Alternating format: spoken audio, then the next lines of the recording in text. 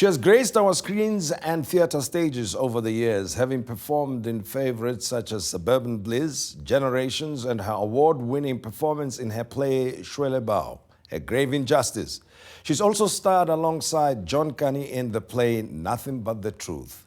Motshabi Tyelele has proven that a long and prosperous career in the arts is possible, and she joins us to detail her career and talk to us about her life story.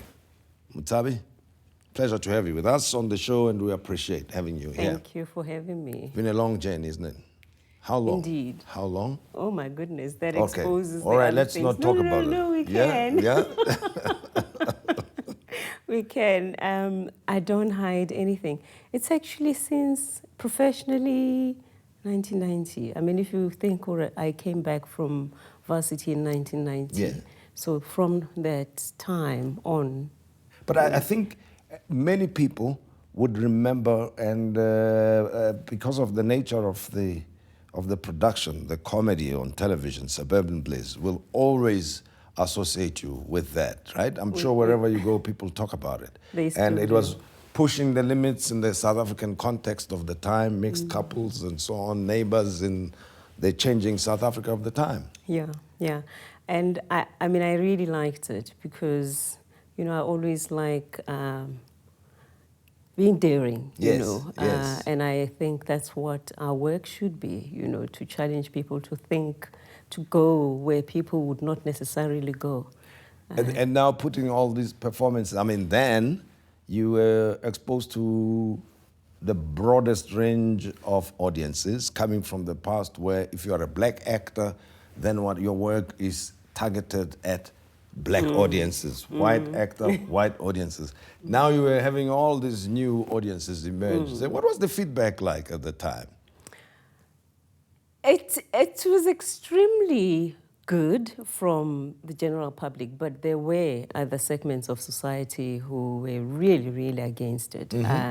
And I have to say, you know, old Afrikaans Tannies used to hate me. Yes. It's, you know, I'll be walking in shopping centers and, you know, this old lady would be following me to say, I really hate you, you know, I hate you, because I made life difficult for Kobe. Oh, I see. And then they will take it personally and think Oh, yeah. that it applies Yeah. to their own lives, Yeah. right? And you know, whatever is black should always be inferior, according Yes. to them. It's the old school. Yes. So we dealt with all those different...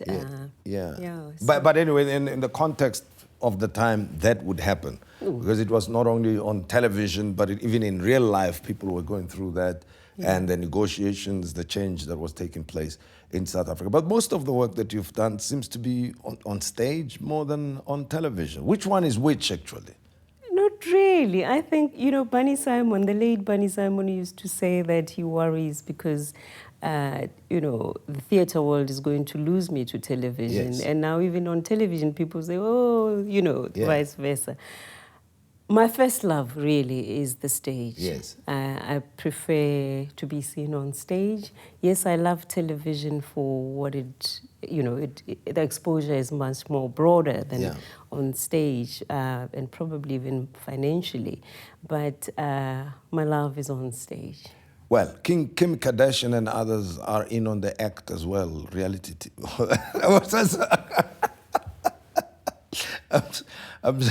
I'm asking the question, how do you feel about reality TV being part of the story now? You know, that you are a trained actor appearing on stage, on television, in the movies, and then even myself could have a show, you know, have a reality TV and would be seen as one and the same as the actors. But what's your take of the emergence of reality TV? Look, it's part of where we are, you know, in the world as societies. But I personally, I'm not even a fan. I don't even watch. I don't remember watching some of those, because I always say, what is the taking for me or for the people? And unfortunately for me, a lot of the ones that I hear and I get, you know, a minute or so to watch, I still am not impressed, and I wonder what is the point, you know. I'm probably still old school in a sense that I look at where I am at in this country, and I do feel that the work of the artist, we have a much more responsibility now than to concentrate on things that don't matter. Well, the work of the artist, I want to take you up on that from your thinking. What is the role of an artist? And we've had controversial artworks and so on. I won't talk about those, but I'll talk about the artist in the broadest sense possible. What do you think the role of the artist is, anyway? And, everybody has their own opinions on this. But I see my work as being able to transform lives and transform lives for the better. It is to challenge the status quo, which I don't even think we are doing it that much in South Africa for many other reasons. But I think true artists are the ones who help societies realize their greatness and their achievements, but we're not doing it. Therefore, for me, any great artist, it's that song that will move people from wherever, that painting that will make people think beyond the limits, that play that makes people walk out of the theater thinking, wow, there is a takeaway, there's something that I'm taking away, it has shifted one's being, And well, let's talk about your play, Shwele Bawo. How do you feel about it? I mean, it's something that you've been running for a while, and it's there, but hasn't had as big a run as probably it should throughout the nation. Yeah, it's actually 12. I think it's 12 years old. Yeah. I'm really proud and grateful that I managed to create a piece of work like that. I think I always say to people, I'll probably be performing it even in the when I'm 90, because the issues are still the same and they haven't changed. We still cry child abuse, we still cry women abuse, we still cry cultural whatever, all those, the dynamics, Yes. the role of tradition and all that, issues of patriarchy, so it's things that are there. And I guess, the feedback that I've always been getting is that the way it's portrayed, it makes people not just only cry, but you laugh, you cry, and you never know what to do in the end, I guess. So that also helps, because it's not that you're just going to be bombarded with, hey, this is negative. It's just mirroring society and saying, let's look at ourselves and maybe we can start dialogue. And let's also, again, let's walk away from this piece better people, better than we were. And what about the work you did with John Kani, Nothing But the Truth? I mean, now has been produced into a set work for schools, but also had a bigger run and went international as well, and there were various versions of it with some of the actors coming and going there. But tell me about your own personal first-hand experience. Yes, another exciting, you see, for me personally as an artist, that's the kind of work that I love doing.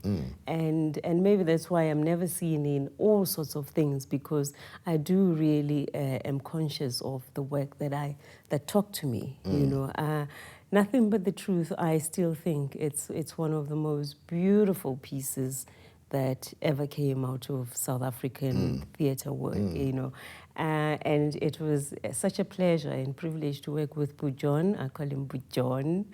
And I did the UK season, and I think I did UK, I did the State Theatre and the Market Theatre later in the years. And it was also wonderful to do something that a lot of other actresses have, you play a role that, there has been 4 or 5 people before you. So to make it really unique and own it and make it in a way that people who've seen it 4 times come and say, we saw something different, Yes. So that was wonderful for me. But also, importantly, for young students out there, you just said it is a sad book.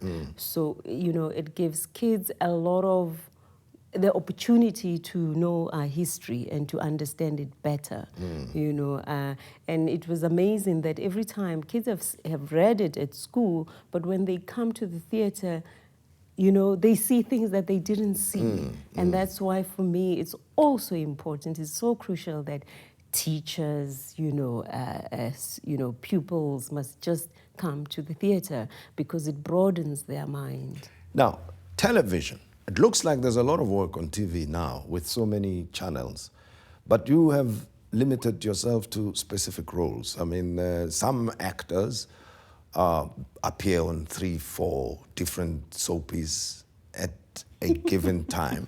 And having been around for this long, one would have thought that you'd be one of those that will move from one channel to the other, and you are there in the old and the new and so on, but you've not really done that much. Why is that? Maybe, again, choice, at times, I mean, there was a time, when I think I was on this and that and that. Yes. But it's also not exciting. That's not the idea. The idea is to do work that really talks to my soul, and I think it will impact the people the same way, Another thing is that I also kind of branched out onto other things, so availability has been an issue. And then I guess also that there hasn't been anything that strongly talks to my soul. Yeah. But movies then? Well,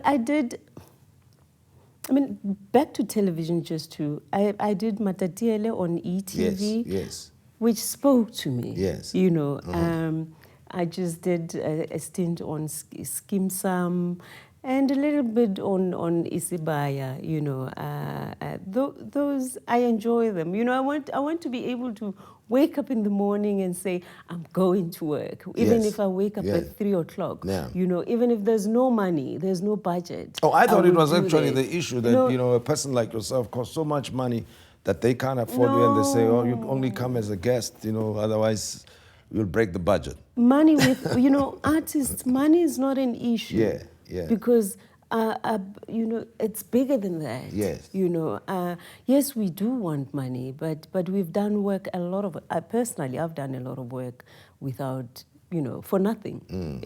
Talking about the same, your Motshabi Tyelele or whatever, it was to look at the piece and say, what is it about? And for this young producer, director, Holy, I believe in his talent. And therefore, if he approaches me and say, Motshabi, I would really love to work with you, and the work, I can see the quality of work, I would support that, even if he didn't have anything. Now, as we conclude, obviously, the whole gift that artists have and they share with everybody else and the feedback they get is very important, right?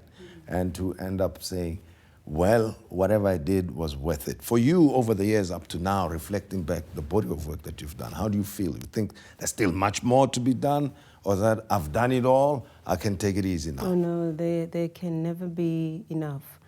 We have more than before. Actually, there's a lot to be done. Yeah. We are in a state of, it's a crisis. A crisis? People would say, it's so normal, it's boring now. There's not much to do. There's a lot. We need to teach. We need to inspire. We shouldn't be having children who are on Nyawupe out there or on whatever, who are getting lost. Yes. We need to bring them back through the arts, and just shift things. And that inspiration, people are bored. Maybe bored is not the right word. Disillusioned. And who else can really re-inspire people again if it's not the artist? It is us. So there's more songs to be written, more paintings to be painted, more plays to be written that really feed our souls. Still more work to be done. A lot. All right. We won't talk as if it's the end of the road, but we appreciate that you spend time with us here. Thank you. And thank you. For having me. There's still a lot to be done. We'll wait and see what else is coming on the horizon. You're not willing to disclose? Well, I've got a play that I'm redrafting, as always, but it's ready to go on stage. So if I do get enough funding for it, which is another journey for us, Yes. as artists, but it doesn't stop us from creating work. So be on the lookout. All right, we will be on the lookout, and when it takes to the stage, you'll be back here, and we appreciate that you spent time with us. Thank you. And we hope you enjoyed tonight's program. We're talking to established, respected actress, Motshabi Tyelele, who paid us a visit on the show. And until next time, good night to you.